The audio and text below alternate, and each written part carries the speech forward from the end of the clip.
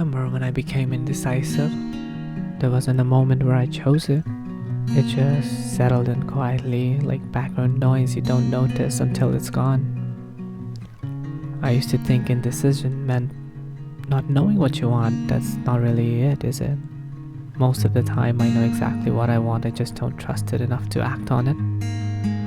I'll stand in front of a choice, small or large, and stretch the moment longer than it needs to be. I tell myself I just need more time to think, one more angle, one more scenario. Somehow thinking starts to feel like progress at that point. I think it shows up in small ways. I'll open a document, close it, and then open it again like it might look different.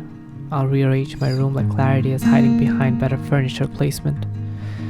I'll even check the fridge when I'm not hungry just to feel like I'm doing something. There's comfort, I guess, in leaving things open. When nothing is chosen, nothing is lost. Every version of the future still feels possible. I can still be the person who starts the project, sends the email, becomes slightly more organized, slightly more confident. As long as I don't pick one, all of them stay alive. But indecision isn't neutral, is it? It slowly drains things. Time passes anyways, energy fades, and the thing I was protecting, the idea, the momentum, starts to feel further away. Indecision isn't really about the choice, it's really about what happens after. It's about the after.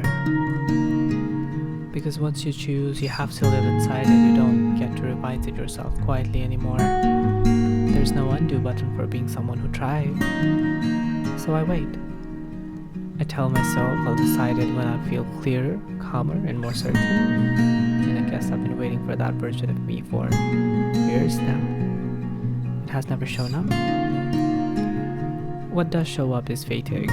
Not dramatic burnout, just the exhaustion of carrying too many options at once. Replaying the same thoughts, standing in the doorway, holding it open for possibilities that aren't walking through.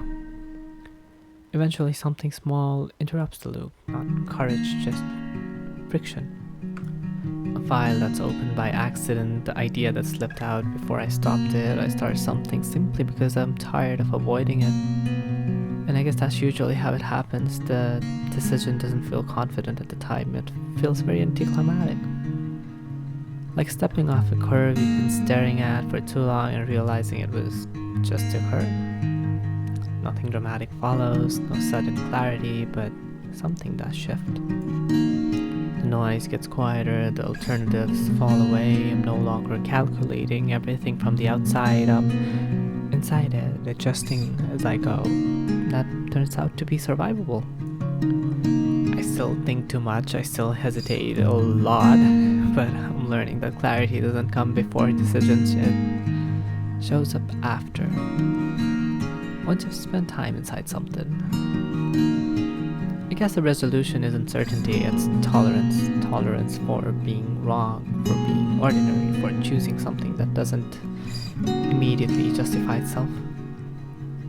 Most days, the decision I make isn't the best one, or so I believe. It's just the one I stop postponing. And maybe that's what this is too.